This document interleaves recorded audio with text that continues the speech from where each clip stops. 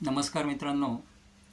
मागच्या तासाला inheritance and variation या चॅप्टरमध्ये आपण लर्न केलं की मेंडलने गार्डन पी म्हणजे वाटाण्याच्याच झाडाचं सिलेक्शन का केलं त्याच्या एक्सपेरिमेंटसाठी. आपण त्याची कारणं अभ्यासली. Now in this lecture we have learn the 7 pairs of contrasting characters in pea plant. जे कॉन्ट्रास्टिंग कॅरेक्टर्स होते ते 7 प्रकारचे कॉन्ट्रास्टिंग कॅरेक्टर्स मेंडलला गार्डन पीच्या प्लांटमध्ये आढळले. हे एक महत्त्वाचं कॅरेक्टर होतं, हे एक महत्त्वाचं कारण होतं, रिझन होतं. मग हे जे 7 पेयर्स आहे, 7 पेयर्स आहे, 7 जे कॅरेक्टर्स आहे यांच्यावरही क्वेश्चन विचारला जातो 2 मार्क्ससाठी बोर्ड पेपरला. Enlist 7 pairs of contrasting characters in garden pea plant असा क्वेश्चन विचारला जातो. आपल्याला ज्या पद्धतीनं मी इथे दाखवलेलं आहे तुम्हाला बोर्डवर की कॅरेक्टरमध्ये 2 प्रकारचे कॅरेक्टर आहे, एकमेकांचे विरोधी असणारे, त्यामुळे 2 प्रकारचे कॅरेक्टर आहे. त्यापैकी डॉमिनंट कॅरेक्टर आणि रेसेसिव्ह कॅरेक्टर. कॅरेक्टर 2 भागात डिवाइड करतो आपण, डॉमिनंट आणि रेसेसिव्ह. पहिल्यांदा आपण डॉमिनंट म्हणजे काय आणि रेसेसिव्ह म्हणजे काय समजून घ्या. डॉमिनंट म्हणजे जे कॅरेक्टर प्रखरतेने जाणवतात, दिसून येतात, त्यांना डॉमिनंट कॅरेक्टर म्हणतात. आणि रेसेसिव्ह कॅरेक्टर म्हणजे जे कॅरेक्टर दिसून येत नाही परंतु त्या प्लांटमध्ये ऑलरेडी ते असतात, त्यांचं अस्तित्व आपल्याला प्रत्यक्ष डायरेक्टली जाणवत नाही लगेच, अशा कॅरेक्टर्सला, किंवा जाणवलं तरी ते अतिशय कमी प्रमाणात जाणवतं, अशा कॅरेक्टर्सला आपण रेसेसिव्ह कॅरेक्टर म्हणतो. मग डॉमिनंट कॅरेक्टर जे आहे ते कॅरेक्टर आणि रेसेसिव्ह कॅरेक्टर अशा पद्धतीनं सगळ्या कॅरेक्टर्सला 2 पार्टमध्ये डिवाइड केलं.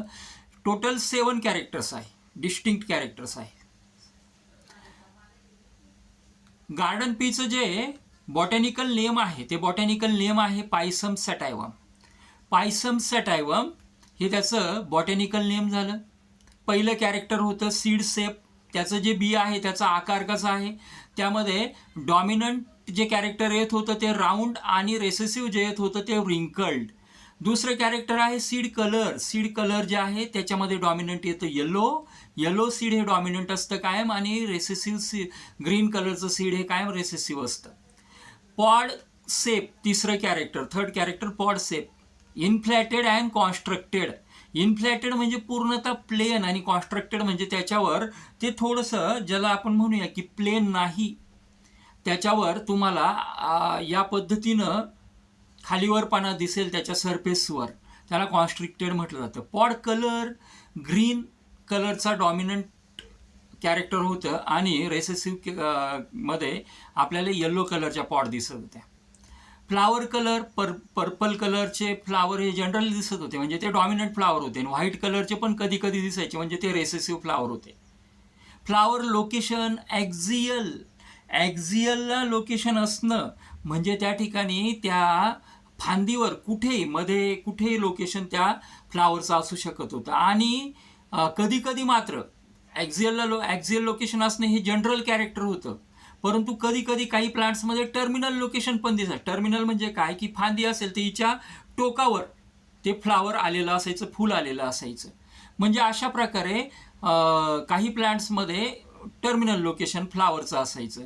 Plant height generally tall plant आपल्याला बघायला मिळायचे, म्हणजे जनरली टॉल प्लांट हे ऑब्झर्वेशनमध्ये येतात, पण काही प्लांट हे डॉर्फ पण असायचे, म्हणजे बुटके पण असायचे.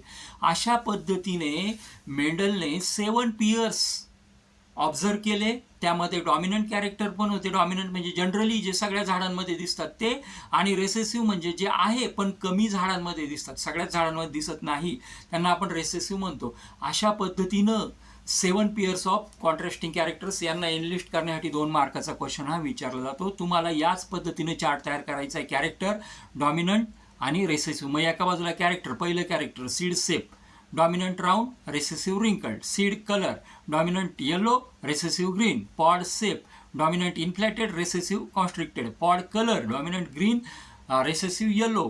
Flower colour, dominant flower purple, recessive flower white. Flower location, dominant location that is axial, आणि recessive location that is terminal. Plant height that is tall and dwarf, dominant tall and recessive dwarf. पुढच्या तासाला आपण जी genetic terminology आहे ही genetic terminology study करूया. Thanks for watching this video. Thank you.